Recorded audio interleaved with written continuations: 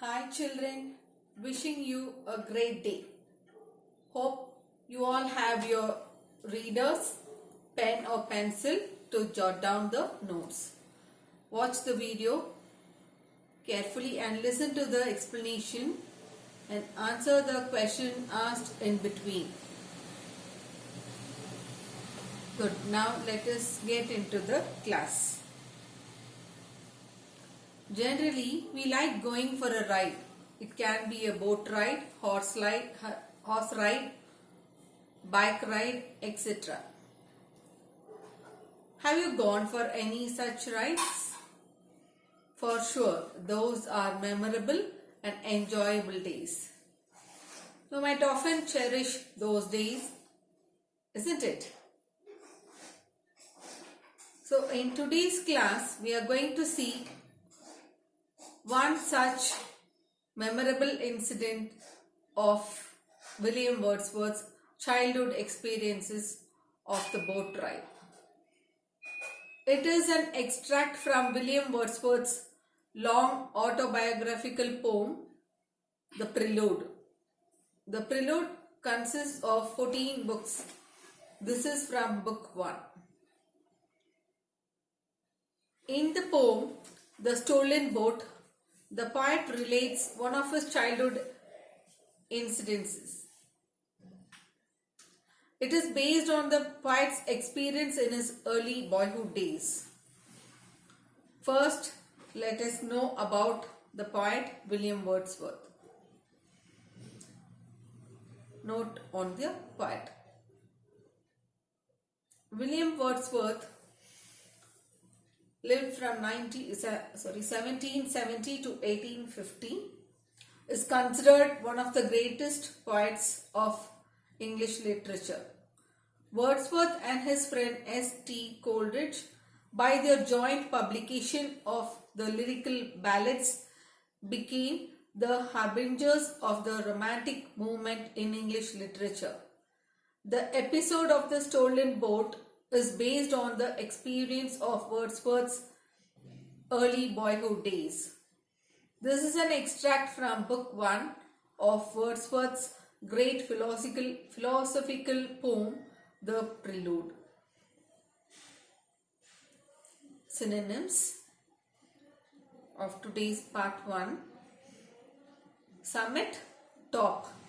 Stealth, in a sneaking manner. Idly, lazily.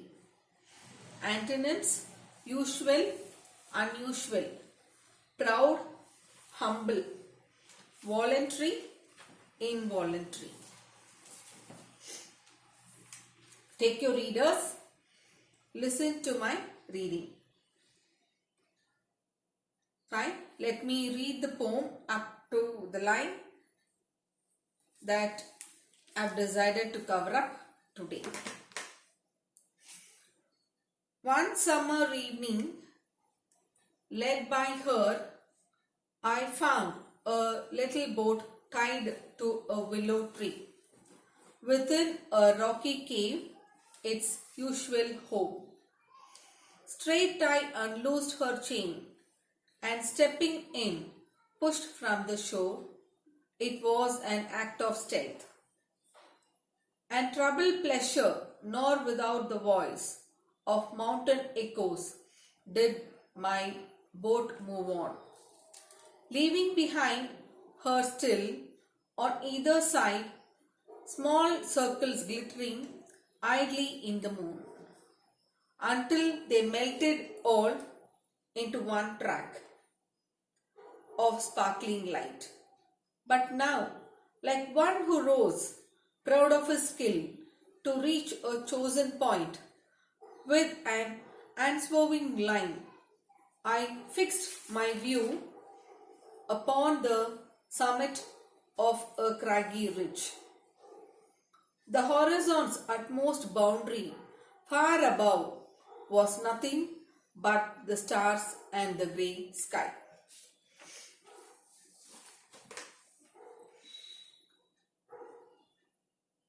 Fine. Let me start with the explanation. One summer evening, led by her, I found a little boat tied to a willow tree within the rocky cave, its usual home. So on a summer evening, led by the promptings of nature, the poet, that is William Wordsworth, found a boat tied to a willow tree within a rocky cave where it was usually tied. So here you can see, to the left side you can see the willow tree, and to the right the rocky cave, the picture of a rocky cave where the boat was usually tied. And here her, led by her. So, her refers to the boat, and I found, it refers to the poet William Wordsworth. And home refers to the rocky cave where the boat was usually tied. Willow tree, it's a tree that grows near water with thin flexible branches.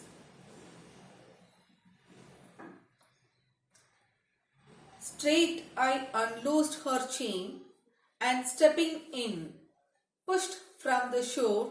It was an act of stealth. So William Wordsworth, during his boyhood days, childhood days, he went up straight to the place where the boat was tied and unloosed. Unloosed means untied the chain, her chain, you can see. So here the boat's chain, and stepped in, got into the boat and started to row the boat. He pushed the boat from the shore and went for a ride. It was an act of stealth. So he went for a row on Wool's water at night. So why was it an act of stealth? It was an act of stealth because he stealthily got into the boat. In the absence of the owner of the boat, without the permission of the owner, he rowed the boat. So it is an act of stealth. We are not supposed to take anyone's possession without the permission of that particular person. If done so, for sure, it becomes an act of stealth. We see here the word her. The boat is personified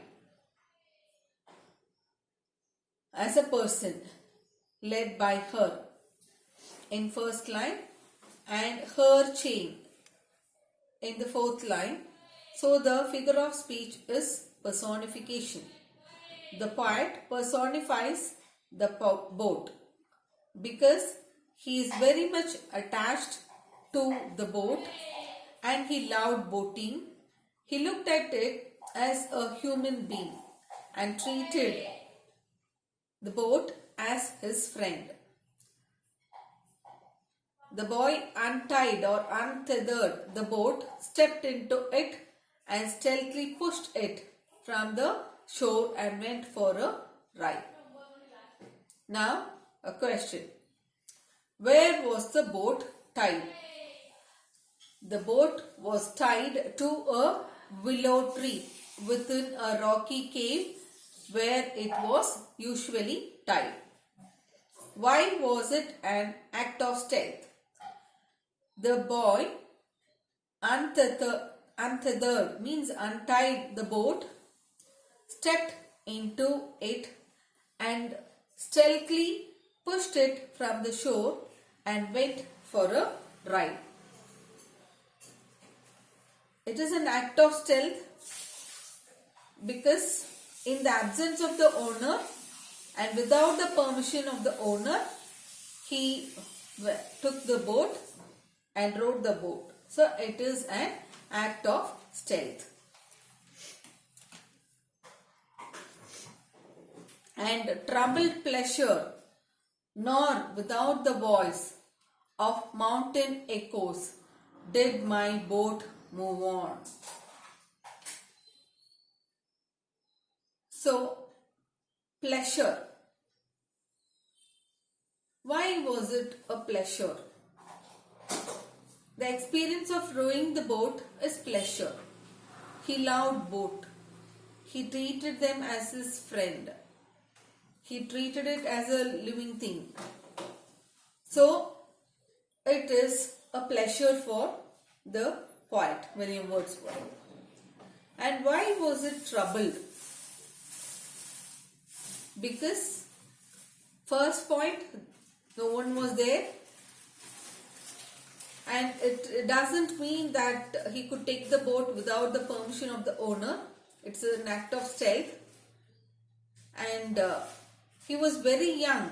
Point number 2, he was very young to row the boat in a silent lake. So his conscience pricks him of his stealthy act because he rows the boat alone in the calm and silent lake. He loved to row the boat, so he was happy. There was absolute silence, and the mountains echoed the sound made by the boat when it was rowed in the silent lake. So what are the sounds captured? The answer, the boat's movement was echoed in the mountain. The question from this particular part. What are the sounds captured? The boat's movement was echoed in the mountain.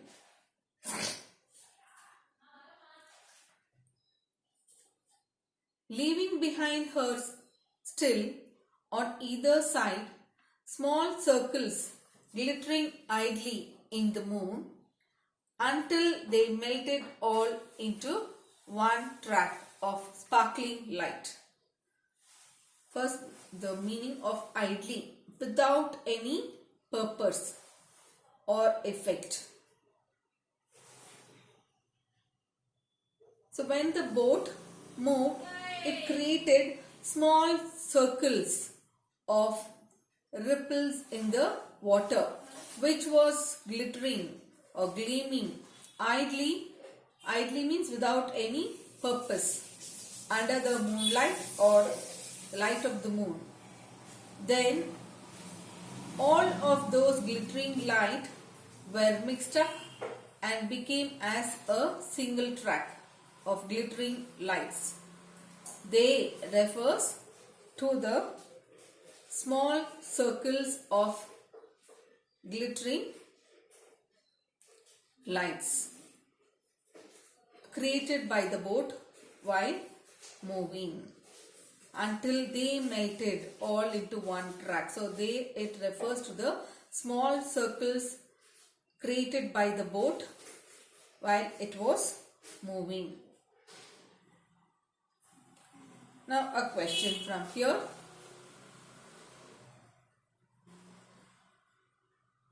What are the sounds captured? The boat's movement was echoed in the mountain. Next one.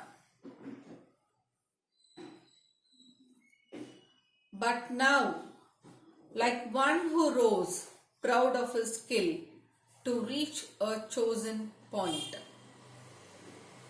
The poet William Wordsworth rowed his boat with good effort, strength, full of energy and sense of pride. He was proud of his skill in rowing the boat to reach the chosen point, the selected spot, without any deviation. With an unswerving line, I fixed my view. He started to row the boat in a steady and constant manner. Unswerving means steady and constant to the selected spot. So he started to row the boat in a steady and constant manner to the selected spot. Upon the summit of a craggy ridge. So the selected spot, the chosen point where he wanted to row his boat was to the top, upon the top of summit, top of a craggy ridge. What is the meaning of craggy ridge? A steep or rugged, uneven cliff or rock. Here it refers to Stiborough Crag in England. He gazed his point, that fixed point or the chosen point, upon the peak of an uneven mountain or the cliff or a rock. What was the poet proud of? Answer to this question: he was proud, the poet William Wordsworth was proud of his skill in drawing the boat to reach the chosen point or the selected spot without any deviation. So which was the selected spot? Which spot did he select?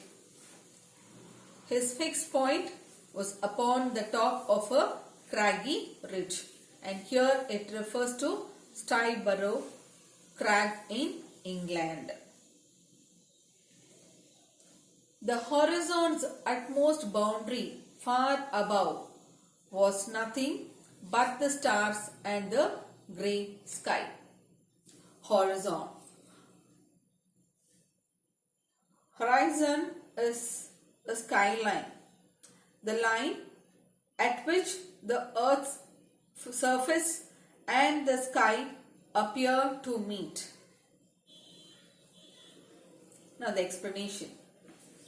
So beyond the uneven huge rock was another huge mountain. The farthest utmost boundary at a far off distance. It was at the extent limit, farthest boundary, a distant near the horizon. So, two peaks are mentioned in the poem.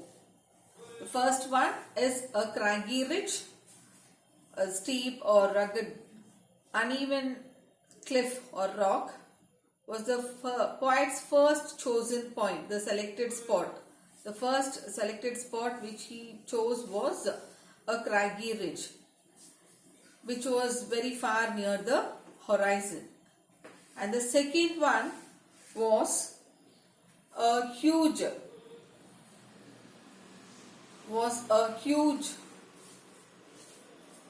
peak, black and huge peak, which formed the farthest boundary on the distant horizon. So the second peak is bigger. So two peaks are mentioned here. For the first one, the craggy ridge, and the second one, a black and huge peak behind the craggy ridge, which was on the distant horizon. So the second peak is bigger. Above the poet was rowing, William Wordsworth, he was rowing the boat. So above the poet there was nothing but the great sky and the stars.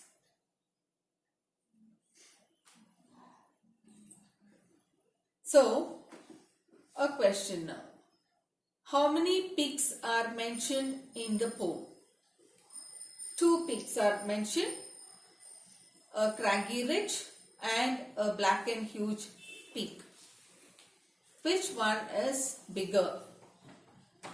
The second peak is, the black and huge is bigger. Now the summary of today's class. One summer evening, the poet William Wordsworth began to row the boat. There was only water all around him. The poet had a guilty pleasure when he took the boat out stealthily. He started rowing like one who was proud of his skill. It was very quiet, and the only sound was the lapping of water which was echoed on the mountains. When the boat moved on, it left small circles of water glittering under the light of moon, and all of them were mixed up and became a single track of glittering lights.